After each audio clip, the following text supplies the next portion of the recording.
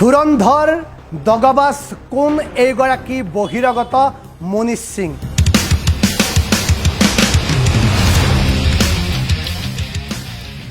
বেলতৰাত মণি মাৰ্কেটত এটা সৰু কাৰ্যালয় খুলি এই কাৰ্যালয়টোৰ পৰা বিভিন্নজনক 10 টকাকৈ ইণ্টাৰেষ্টত ধন দিয়াৰ ইতিমধ্যে ভয়ংকৰ অভিযোগ উত্থাপিত হৈ পৰিছে এইগৰাকী বহিৰাগত মনীষ সিঙৰ বিৰুদ্ধে।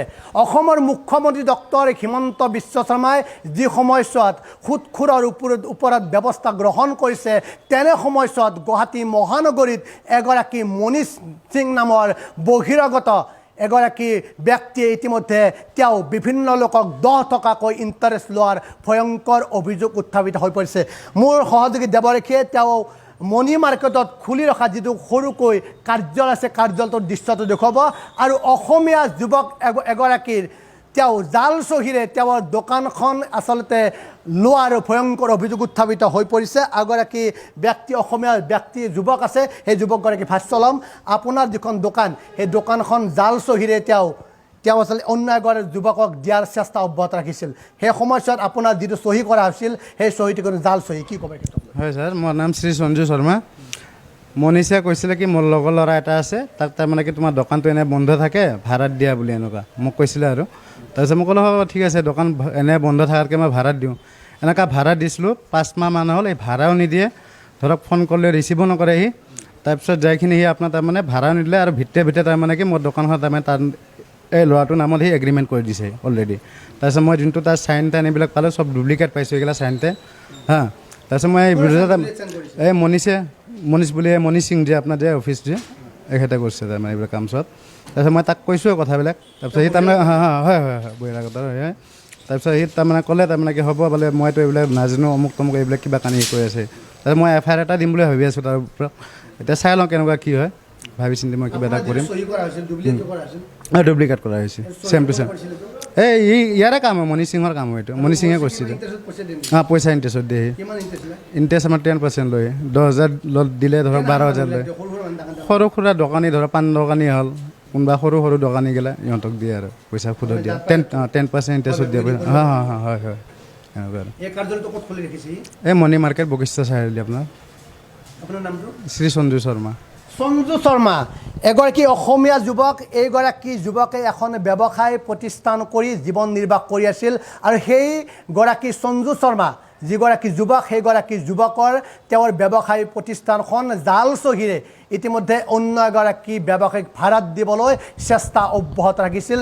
এই কাৰ্যালয়টোৰ যিগৰাকী স্বত্বাধিকাৰী বহিৰাগত স্বত্বাধিকাৰী মনীষ সিং নামৰ এগৰাকী ব্যক্তিয়ে, যিহেতু অসমৰ মুখ্যমন্ত্ৰী ডক্টৰ হিমন্ত বিশ্ব শৰ্মাই কৈছিল যে যিসমূহ সুদখোৰ আছে সুদখোৰৰ ওপৰত ব্যৱস্থা গ্ৰহণ কৰা হ'ব আৰু বিভিন্ন সুদখোৰক ইতিমধ্যে আটক কৰি গ্ৰেপ্তাৰ কৰা হৈছে, আৰক্ষীয়ে গ্ৰেপ্তাৰ কৰিছে।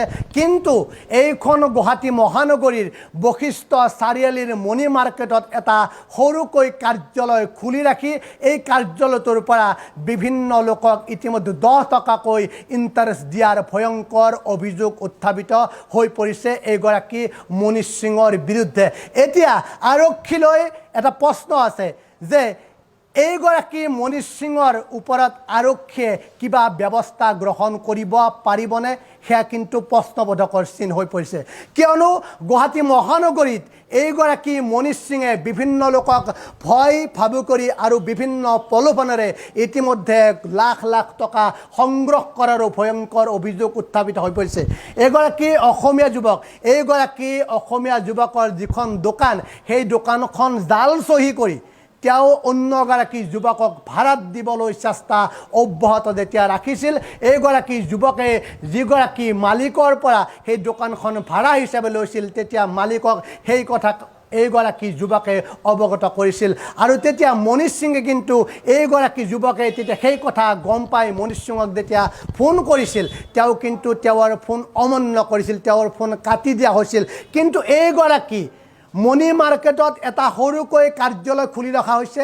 এই কাৰ্যালয়টো খুলি ৰাখি বিভিন্ন সৰু সৰু ব্যৱসায়ী বিভিন্ন সৰু সৰু দোকানীক 10 টকাকৈ ইণ্টাৰেষ্টত দি লাখ লাখ টকা ইতিমধ্যে সংগ্ৰহ কৰি আহিছে এইগৰাকী বহিৰাগত মনীষ সিঙে কাৰ আশীৰ্বাদ পুষ্ট এইগৰাকী বহিৰাগত মনীষ সিং কিয় অসম আৰক্ষীয়ে সুৎখোৰৰ ওপৰত ব্যৱস্থা গ্ৰহণ কৰা স্মাৰ্ট আৰক্ষীয়ে এইগৰাকী মনীষ সিঙৰ বিৰুদ্ধে আজিৰ দিনটোলৈকে ব্যৱস্থা গ্ৰহণ কৰিব পৰা নাই সেয়া কিন্তু এক ৰহস্যৰ আৱৰ্তত চাওক এগৰাকী অসমীয়া যুৱকক তেওঁ প্ৰলোভন দি তেওঁৰ যিটো চহী সেই চহীটো জাল কৰি তেওঁ আচলতে তেওঁৰ যিখন দোকান সেই দোকানখন বেলেগক অন্য এগৰাকী ব্যক্তিক ভাড়াত দিবলৈ চেষ্টা অব্যাহত ৰাখিছিল আৰু যেতিয়া সেই কথা গম পাইছিল এগৰাকী অসমীয়া যুৱকে তেতিয়াই মনীষ সিঙক ফোন কৰিছিল যুৱকগৰাকীয়ে কিন্তু তেওঁৰ বাৰে বাৰে ফোন কৰা হৈছিল বাৰে বাৰে এই ধুৰন্ধৰ দগাবাজ মনীষ সিঙে তেওঁৰ ফোনটো কাটি দিছিল এতিয়া কিন্তু এই যিটো কাৰ্যালয় মণি মাৰ্কেটত থকা বশিষ্ঠ চাৰিআলি যিটো মণি মাৰ্কেটত থকা যিটো কাৰ্যালয় সেই কাৰ্যালয়টো তেওঁ এটা অংশ খুলি ৰাখে এটা অংশ এনেদৰে খুলি ৰাখি তেওঁ এই স্থানৰ পৰা তেওঁ বিভিন্ন লোকক অৰ্থাৎ সৰু সৰু ব্যৱসায়ীসকলক 10 টকাকৈ ইণ্টাৰেষ্ট দিয়াৰ ইতিমধ্যে ভয়ংকৰ অভিযোগ উত্থাপিত হৈ পৰিছে সেই কথা আমি কোৱা নাই সেই কথা কৈছে এগৰাকী ব্যৱসায়ী অসমীয়া ব্যৱসায়ী চাওক অসমীয়া এগৰাকী ব্যৱসায়ীক এগৰাকী বহিৰাগতই তেওঁ আচলতে বিপদত পেলাইছে এইগৰাকী বহিৰাগতৰ ওপৰত কিয় অসম অৰ্থাৎ স্মাৰ্ট আৰক্ষীয়ে ব্যৱস্থা আজিৰ দিনটোলৈকে গ্ৰহণ কৰিব পৰা নাই সেয়াও কিন্তু প্ৰশ্নবোধক চিন মণি মাৰ্কেটত এটা সৰুকৈ কাৰ্যালয় খুলি ৰখা হৈছে এই কাৰ্যালয়টোৰ পৰা বিভিন্ন পাণ দোকানী বিভিন্ন অটো চালক বিভিন্ন ৰিক্সা চালক যিসকলক মনীষ সিঙে ভাবুকি প্ৰদান কৰিব পাৰে তেনেলোকক তেওঁ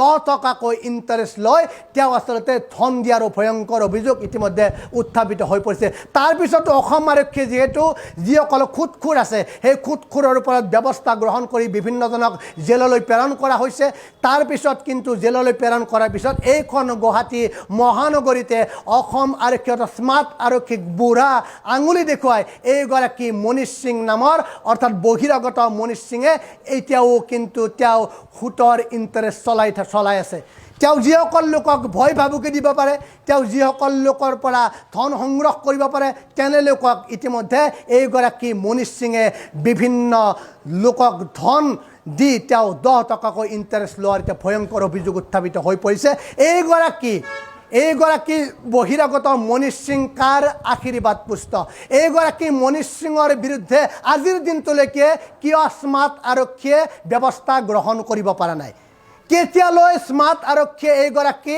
মনীষ সিঙে এটা মণি মাৰ্কেটত সৰুকৈ কাৰ্যালয় খুলি ৰাখি লাখ লাখ টকা ধন সংগ্ৰহ কৰি থকা এইগৰাকী মনীষ সিঙে নে আৰক্ষীকে মেনেজ কৰি ৰাখিছে যাৰ বাবে আৰক্ষীয়ে দেখিও নেদেখাৰ ভাৱ ধৰিছে যাৰ বাবে এইগৰাকী মনীষ সিঙৰ ওপৰত আৰক্ষীয়ে স্মাৰ্ট আৰক্ষীয়ে আজিৰ দিনটোলৈকে ব্যৱস্থা গ্ৰহণ কৰিব পৰা নাই অসমৰ মুখ্যমন্ত্ৰী ডক্টৰ হিমন্ত বিশ্ব শৰ্মালৈ এটা অনুৰোধ আছে মুখ্যমন্ত্ৰী ডক্টৰ হিমন্ত বিশ্ব শৰ্মাৰ নিৰ্দেশৰ পিছতে যেহেতু অসম আৰক্ষী অৰ্থাৎ স্মাৰ্ট আৰক্ষীয়ে সষ্টম হৈ যিসকল খুটখুৰ আছে খুটখুৰৰ ওপৰত ব্যৱস্থা গ্ৰহণ কৰিছিল কিয় এইখন গুৱাহাটী মহানগৰীৰ বশিষ্ঠ চাৰিআলিৰ মণি মাৰ্কেটত এটা কাৰ্যালয় খুলি ৰাখি বিভিন্নজনৰ পৰা ভয় ভাবুকিৰে ধন সংগ্ৰহ কৰা এইগৰাকী মনীষ সিঙৰ বিৰুদ্ধে কিয় আৰক্ষীয়ে ব্যৱস্থা গ্ৰহণ কৰিব পৰা নাই কেতিয়ালৈ এইগৰাকী মনীষ সিঙৰ ওপৰত অৰ্থাৎ গুণ্ডাৰূপী ধুৰন্ধৰ দগাবাজ মনীষ সিঙৰ ওপৰত আৰক্ষীয়ে ব্যৱস্থা গ্ৰহণ কৰিব সেয়া পৰৱৰ্তী সময়তে লক্ষণীয় হৈ পৰিব